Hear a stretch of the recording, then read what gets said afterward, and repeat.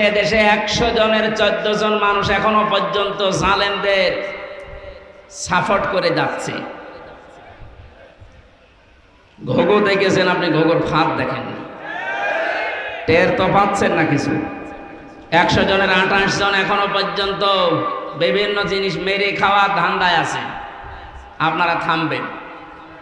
100 জনের 58 জন মানুষ দেশে এখন চাচ্ছে যে ইসলাম দেশে রাষ্ট্রীয়ভাবে কায়েম হোক। এটা তো আমি বানালাম নাকি? আপনি আল জাজিরা নিয়ে আসেন, রাত 12:30টায় রিপোর্ট বের হয়েছিল। আমার কালকে ছিল ফরিদপুর, তার আগের দিন চট্টগ্রাম। এই আসার সময় গাড়িতে দেখতে দেখতে আসছিলাম ইন্টারনেট থেকে, আন্তর্জাতিক খবরগুলো কি আসে দেখি। বাংলাদেশ দিয়ে একটা রিপোর্ট তারা বের করছে। এখন দেশের অবস্থা এই, 58 জন মানুষ চাচ্ছে দেশে ইসলাম কায়েম হোক, ইসলামের হাতে দেশটা যাক। 28 জন মানুষ চাচ্ছে না আমাদের হাতে দিন। আর 14 জন মানুষ এখনো পর্যন্ত জালেমদের দোসর এবং তাদের সাফাই গেয়ে যাচ্ছে। সাফাই যে গাচ্ছে দেখতে পাচ্ছেন না, মাঝে মাঝে video call audio call open করে দেয়। আপা ঘাবড়াবেন না, আপনি ঘাবড়ালে আমরা নরম হয়ে যায়, তোরে নরম বানানো হবে। এ জেলার 2 জনকে কিভাবে পিটিয়েছে দেখতে পাচ্ছেন না? আমার কুষ্টিয়ার একজনকে এভাবে পিটানোর পরে তার ছেলে দিয়েছে, আমার বাবাকে ওরা কুকুরের মতো পিটিয়েছে। কি সুন্দর স্ট্যাটাস দেখেছে যে আমার বাবাকে ওরা কুকুরের মতো পিটিয়েছে। এখন নিচে বলবেন সুবহানাল্লাহ না আলহামদুলিল্লাহ। জালেমদের প্রতি কারো মায়া নেই, আল্লাহরও মায়া নেই, রাসূলের মায়া নেই, কারণ এরা সবার শত্রু। জালেমরা তার নিজেরও শত্রু, জালেমরা তার নিজেদেরও শত্রু। কিয়ামতে জালেমরা তার এই আঙ্গুল পর্যন্ত কামড়াতে থাকবে, চিবিয়ে খেয়ে ফেলবে। সূরা ফুরকানের ভেতরে আছে। এই জন্যে জুলুম যারা করেছেন, আপনার দুনিয়া শেষ, আখেরাত তো শেষ আগে। আমরা এই ময়দানে এসেছি দল মত জাতি বর্ণ ধর্ম নির্বিশেষে দেশটাকে স্বাধীন করার জন্য। যেমন কোনো দল ছিল না। বাংলাদেশ জামাতে ইসলামের কেন্দ্রীয় আমির ডাক্তার শফিকুর রহমান কয়েকদিন আগে ঘোষণা দিয়েছেন, দেশ স্বাধীন করার জন্য যারা জীবন দিয়ে গেল, এখনো 2700 মানুষ হাসপাতালে বেঁধে কাতরাচ্ছে। এরা কোনো দলের মানুষ না, এরা এই দেশের সম্পদ। এরা কি কোনো দলের মানুষ? সবগুলো দেশের সম্পদ। এরা জাতির শ্রেষ্ঠ সন্তান। যদি মুক্তিযোদ্ধা বলতে হয় এদেরকে বলা যায়। ভুয়া মুক্তিযোদ্ধা যেগুলো আছে, আমার মনে হয় এগুলোর ভাতা বন্ধ করে দিয়ে ওই ভাতা এখন এই 2700 মানুষকে দেওয়া দরকার। কিছু না করেই তুমি আন্দাজে। আল্লাহ আমাদেরকে আজকে সূরা আহজাব থেকে কিছু কথা তাফসীর আকারে শোনার তৌফিক যেন সামনে দেন। যাদেরকে নিয়ে আসলেন কষ্ট করে, যারা বসে আছে বলেন আলহামদুলিল্লাহ, বলেন জোরে আলহামদুলিল্লাহ। দরুদ আর সালাম পড়ছি আমাদের নবী, মানবতার মহান শিক্ষক মুহাম্মদ রাসূলুল্লাহ সাল্লাল্লাহু আলাইহি ওয়াসাল্লামের প্রতি। রবিউল আউয়াল মাস, এটা আমি আলোচনা করতে চেয়েছিলাম সূরা আরাফ থেকে, দেখলাম না, এটা রবিউল আউয়াল মাস চলছে। কিছু কথা বলা দরকার এই মাস সম্পর্কে। যে বিশ্বনবী মুহাম্মদ রাসূলুল্লাহকে আল্লাহ এই মাসে পাঠিয়েছিলেন। যেহেতু বাংলাদেশ, ভারত, পাকিস্তান এই সমস্ত দেশে কিছু ভেজাল আছে। নবীর জন্মের পক্ষে কিছু মানুষ আনন্দ করতে আছে, আর কিছু মানুষ নবীর সিরাত সুরাত তার আদর্শ নিয়ে আনন্দে আছে। আমরা দুইটাই চাই, কারণ একটা মানুষের জীবনী লিখতে হলে জন্ম ছাড়া লেখা যাবে? বলেন বলেন। নবীজির জন্ম যেই দিন থেকে, ওই দিন থেকে আমরা আরম্ভ করব। মুহাম্মদ রাসূলুল্লাহকে আল্লাহ যখন পৃথিবীতে পাঠিয়েছিলেন, এই খুব খেয়াল করে শুনবেন, আমি গতানুগতিক কথা বলছি না। আল্লাহর নবীকে যেদিন এই পৃথিবীতে আল্লাহ পাঠান, মিলাদ বলা হয়। এই যে ঈদে মিলাদুন নবী অনেকে অনুষ্ঠান পালন করে। ঈদ মানে আনন্দ, মিলাদুন নবী মানে নবীর জন্মের আনন্দ। নবীর জন্মের কি, যারা এই এলাকায় মনে হয় এগুলো একটু কম আছে, চট্টগ্রাম সিলেটে বেশি। যারা এগুলো করছেন একটা তথ্য বলছি এবার, এই পৃথিবীতে দুইজন মানুষ নবীজির আপন চাচা ছিল, তারা আবু লাহাব আর আবু তালেব।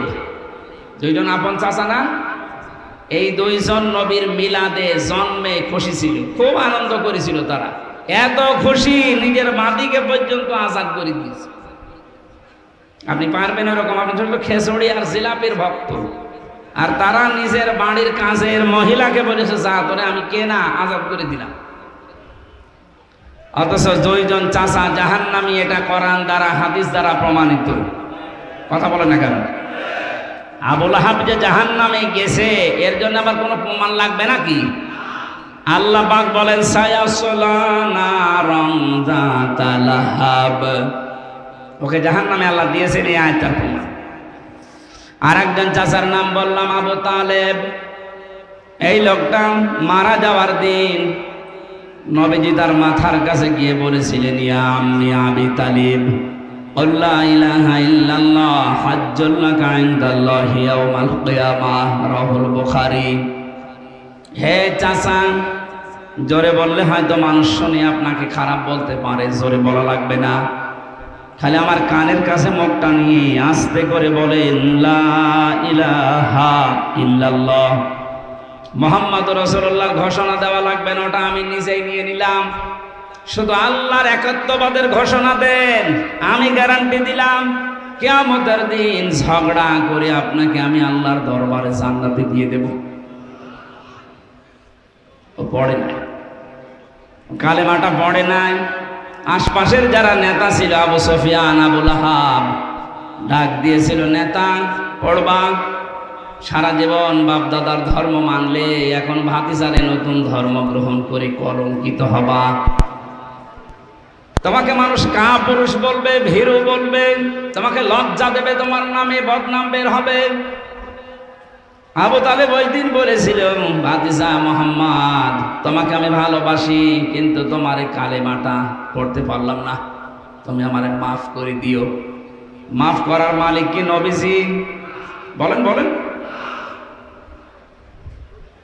নবীজি মন খারাপ করেছিলেন, এই জন্য আল্লাহ সূরা আযাবের সূরা কাসাসের 56 নম্বর আয়াত তার জন্য নাজিল করে বলেছিলেন কেন আপনি মন খারাপ করেন? হেদায়েত আপনার হাতে দেয়, নিজে দিয়ে দেবেন, এটা আমি আল্লাহ নিজের হাতে রেখেছি। আমি ভালো জানি যে কারে দেওয়া যায়।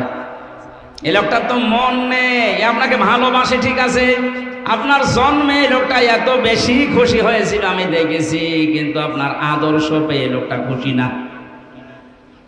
এরপরেও নবীজি তার মায়া মহাব্বত, তার যে কষ্ট, সারা জীবন তার পেছনে শ্রম দিয়েছে, এই জন্য নবী নিজে তার কবরের পাশে দাঁড়িয়ে দোয়া করেছিলেন, হে আল্লাহ তুমি আমার চাচা আবু তালেবকে মাফ করে দাও। সঙ্গে সঙ্গে জিবরাইল এসেছেন সূরা তাওবার 113 নম্বর আয়াত নিয়ে। হে নবী, কার জন্য হাত তুলেছেন? হাত নামান। মা কানা লিন-নাবিয়্যি ওয়াল্লাযীনা আমানু আইয়াস্তাগফিরু লিল মুশরিকিন ওয়ালাউ কানু উলি কুরবা মিন বা'দি মা তাবায়্যানা লাহুম আন্নাহুম আসহাবুল জাহিম। আল্লাহ পাক বলেন কোন নবীর জন্য, কোন ইমানদারের জন্য এটা জায়েজ না, শোভনীয় না, উচিত না এই পৃথিবীতে কোন মুশরিকের জন্য সে আল্লাহর কাছে ক্ষমা চাবে। আল্লাহ বাদে অন্য কেউ আল্লাহর মতো কাজ পারে, এই কথা যারা বলে বিশ্বাস করে তারা মুশরিক। এটা আবার দলিল দেওয়া লাগবে? আমি আবার বলছি, এদিকে তাকান, আল্লাহ যেটা পারে ওইটা অন্য কেউ পারে, এই কথা বিশ্বাস করার নাম গ্যারান্টি পেয়ে গেছে। আর যারা পূর্ণাঙ্গ অনুসরণ না করে আংশিক অনুসরণ করেছে তারা জাহান্নামী, তারা মাফও পায়নি, জাহান্নামে গেছে। তার প্রমাণ আব্দুল্লাহ ইবনে উবাই। এ লোকটার অনুসরণ পূর্ণাঙ্গ না আংশিক? আংশিক ছিল। ওর পুরা জীবন আমি পড়েছি। আব্দুল্লাহ ইবনে উবাইয়ের পুরা জীবনের ভেতরে আমার এক জায়গায় শুধু ত্রুটি পেয়েছি, ইসলাম দিয়ে কোরআন দিয়ে দেশ চলুক এইটাও চাইতো না। তাছাড়া বাকি সব অনুসরণ ওকে পেয়েছি আমি। রসুলের পেছনে নামাজ পড়তো, রসুলের মতো দাড়ি রাখতো, জোব্বা গায়ে দিত, কাবা শরীফ তাওয়াফ করতো নবীর সাথে, হজে গিয়ে ইফতারি করতো নবীর সাথে। নবীজির কথা মতো নিজের নাম, বাবার নাম, ছেলের নাম, নাতি ছেলের নাম সব আব্দুল্লাহ রেখে দিয়েছে। কিন্তু এক জায়গায়ও কোনোদিন চাইনি যে ইসলাম দিয়ে মদিনা চলুক। এটা কেউ দুনিয়ার কাজ মনে করতো, রসুলের পেছনে থাকতো না। আল্লাহ নবী এইটা কায়েম করার জন্য উহুদে যাচ্ছিলেন, তখন 300 লোক নিয়ে থেকে গিয়েছিল। আজ যদি আপনার অনুসরণ রকম আংশিক হয়, ওর জন্য আল্লাহ দিয়েছিলেন ওয়ালা তুসাল্লি আলা আহাদিম মিনহুম, হোম আছে হোম, এটা জমির বহু বছর। আব্দুল্লাহ ইবনে উবাইয়ের নাম যদি আল্লাহ দিয়ে দিতেন তা আমরা কোনো চিন্তায় থাকতাম না, কারণ হোম দিয়ে আমরাও ঝামেলায় আছি। আল্লাহ বলেন শুধু এর না, এর মতো যারাই আসবে দুনিয়ায়, যারা শুধু আংশিক অনুসরণ করে, পূর্ণাঙ্গ না, হেনবি আপনি তাদের জানাজা দূরের কথা কবরের পাশে তোলাবেন না। আমার মনে হয় কোরআনের আয়াত যদি আজ নাজিল হওয়ার সিস্টেম থাকতো, বাংলাদেশে বহু মানুষের নামে আয়াত নাজিল হয়ে যেত। হয় না, কে বলেছে যে হোম আছে, এই হোম দিয়ে আপনি এর ভেতরে আছেন। যাদের অনুসরণ আংশিক হয়, শুধু পূর্ণাঙ্গ হয় না। আল্লাহ আমাদেরকে যে 27টা বিষয় আমি আজকে নোট করেছি আয়াত থেকে, তার একটা প্রমাণে রসুলকে অনুসরণ করা লাগবে একমাত্র, কেবলমাত্র, শুধুমাত্র এই জন্যে, কারণ তাকে অনুসরণ করলে জীবনের গোনাহ মাফ হয়ে যায়। সম্মানিত মা বোন যারা এসেছেন, 6 জন নারীকে আপনার আদর্শ বলে ঘোষণা এসেছে হাদিস কোরআনে। তার 1 নম্বরে হযরতে খাদিজাতুল কুবরা রাদিয়াল্লাহু তাআলা আনহা। তাকে আল্লাহ সালাম দিয়েছিলেন যে কারণগুলোতে, তার অন্যতম কারণ তিনি স্বামীকে সাহায্য করতেন। ইসলামের পথে চলতে, ইসলাম কায়েম করতে, ইসলাম প্রচার করতে যারা সাহায্য করেন স্বামীকে, যারা স্বামীর জন্য পাহারায় থাকেন, সব সময় স্বামীকে সাহায্য দোয়া করেন, তারা খাদিজাতুল কুবরার সাথে জান্নাতে থাকতে পারবে। আল্লাহ আমাদের মা বোনদেরকে খাদিজার মতো জীবন অনুসরণ করার তৌফিক দিন। আমরা যতটুকু বলেছি এতটুকুর উপরে আমল করার তৌফিক কামনা করে শেষ করছি। আল্লাহুম্মা আমিন।